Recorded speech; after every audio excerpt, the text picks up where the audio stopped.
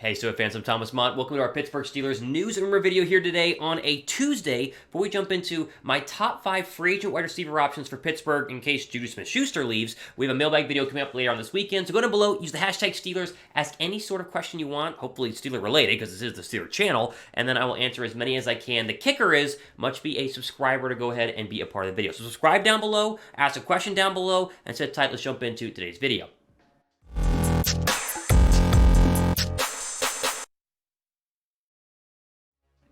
So I'm sitting there yesterday and I'm thinking about the Steelers' free agency outlook, right? They have a ton of money and they have all these different needs that they have. And yeah, I'm sitting there going, what if JuJu Smith-Schuster doesn't resign? And then I sat there and I went, wait a second, I don't think JuJu Smith-Schuster is going to resign. And so who are the Steelers going to go out to go ahead and replace him? Because once Smith-Schuster leaves, which I think that he will, the Steeler wide receiver depth chart becomes very, very bare. The wide receiver room becomes a little bit empty. And so today I want to give you guys 5 options the Pittsburgh Steelers can go ahead and sign in free agency. More of the cheaper options because you're not going to go get Devontae Adams, right? You're not going to spend $20 million a year for him. He's going to go where Rodgers goes, right? So realistic wide receiver options the Steelers can go ahead and sign this offseason. As I mentioned, Pittsburgh will have, about $32+ million in free agency. They have plenty of money to go out and sign basically anybody that they want. As I said, there's no guarantee that JuJu resigns, and honestly, I think he's going to look elsewhere. He's talked about wanting to play for the Kansas City Chiefs, for instance, right? Go play with Patrick Mahomes. Now, you also got to realize that Ray McLeod and James Washington are both free agents as well. While McLeod might resign, James Washington's not going to. I'd be shocked if James Washington resigns with the Pittsburgh Steelers. Again, as I mentioned earlier, I don't see JuJu coming back in 2022. I think that had he had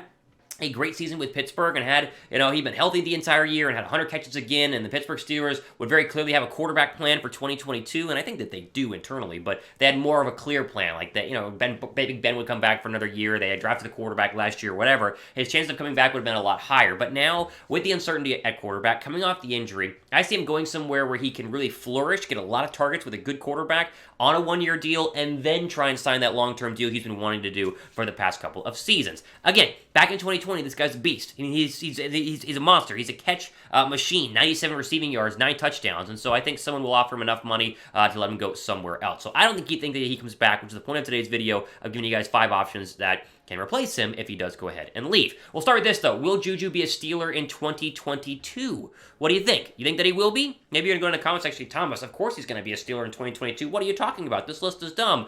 All right, I mean, I guess we're going to wait and see as the new league year starts about a month from, I think it's tomorrow, right? It's like March 16th, March 18th, whatever it is. I don't think he will be, so I'll type N down below for no. If you think that JuJu Smith-Schuster will be a Steeler in 2022, go down below and type Y down below for yes. If you do not, again, go down below and type N down below for now.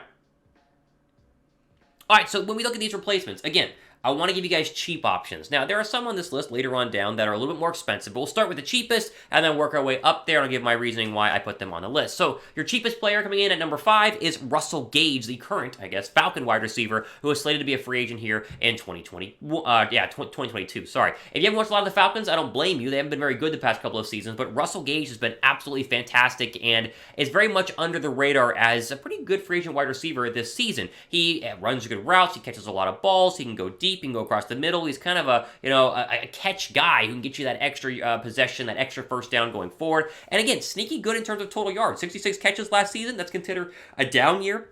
770 yards, 4 touchdowns, and that was only in 14 games as he suffered, I think it was an ankle injury early on in the season that kept him off of the football field. Again, he's cheap, and that's kind of the big focus here. Is you're not going to have to pay him $10 million a year. You don't even close to $10 million a year. I think that he could be a very, very sneaky good, cheap target for whoever you want to bring in as kind of a wide receiver 2 or a wide receiver 3 along with your next new quarterback. Ad break, pin comments down below. Would you draft or sign a wide receiver in 2022? Because these are just free agents, right? We can talk about draft wide receivers in a future video. These are just the free agent, those. If you want to draft one, type D down below for draft. If you want to sign one, like someone on my list, type S down below for sign.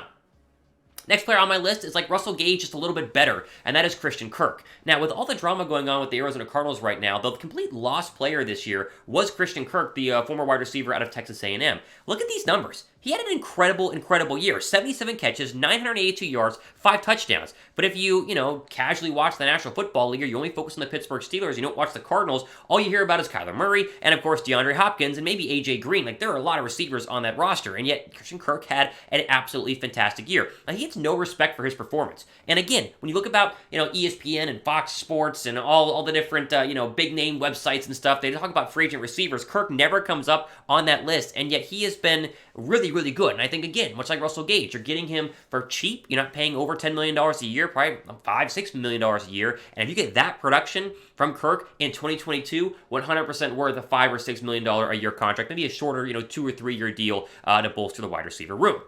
Before we get into a little bit more of the expensive receivers, not too expensive, but expensive enough to make us kind of think about this here. Quick shout out to the jerseys that are on sale right now. It's the off season, but I actually just got a jersey myself because that's when you should be getting your jersey. That way you're ready to go for week 1 of the NFL season. Get a TJ Watt or Najee Harris jersey for next year. Chatsports.com/Steelers jersey is the link that you need. It's on your screen. I think it's like right below me right here. Or you go in the description box. It's also down there as well. And pick up your black and yellow or your yellow and black, whatever you want, the black one, you want the white one.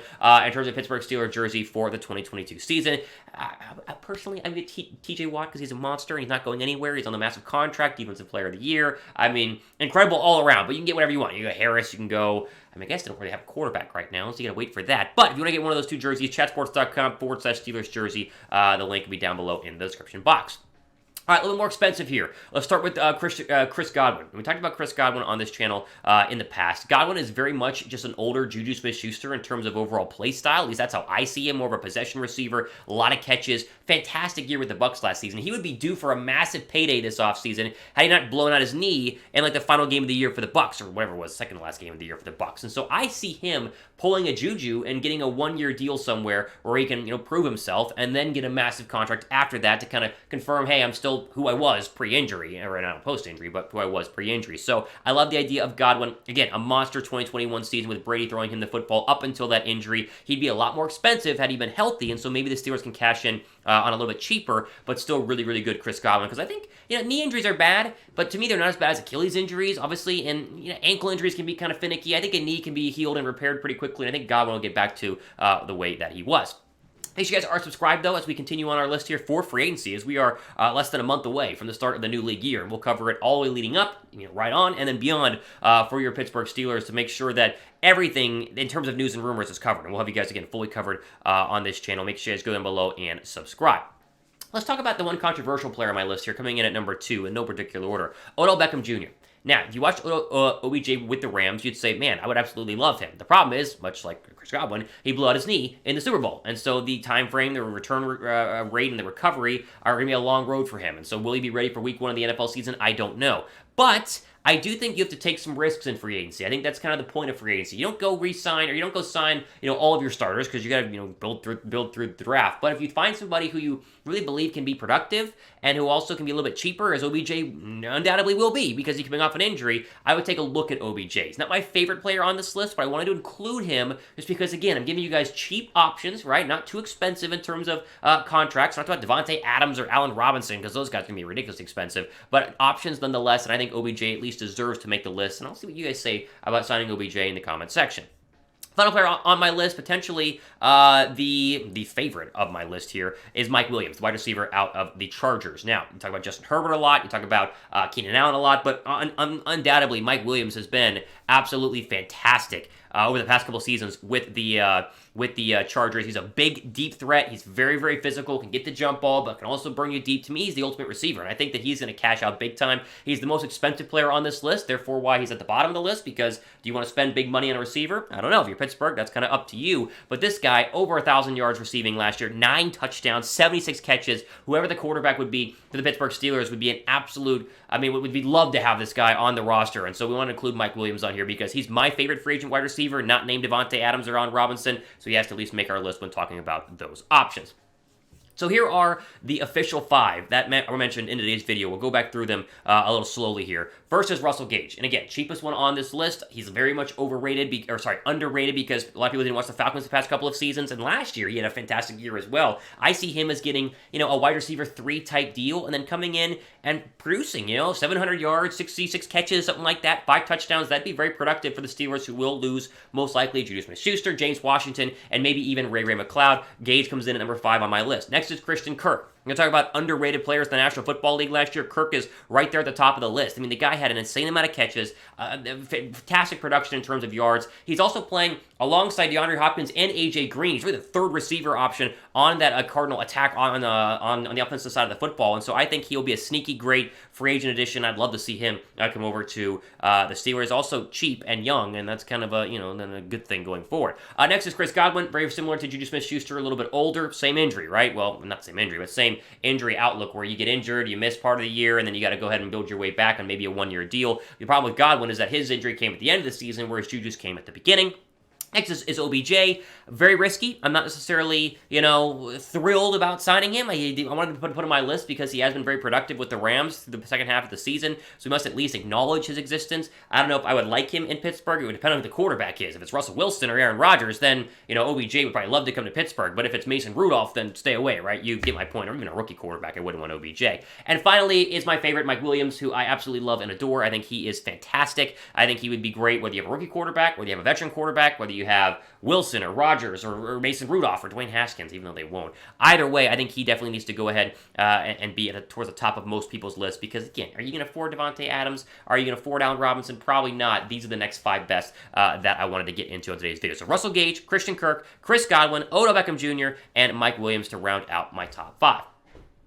Now, make sure you guys give me a name from the list of 5 I just showed you want the Steelers to sign. Will they sign any one of them? If they do, which one would you pick? Let me know who that is down below right now in the comments section. Ultimately, we have for today here on our Steelers News and Rumor video on a Tuesday. Plenty more content coming up later on this week. Make sure you guys are subscribed. Follow me on Twitter as well, @RealThomasMott. Do a lot of Steelers talk on there as well. Again, for our Steelers video, Thomas Mott signing off for the rest of your day.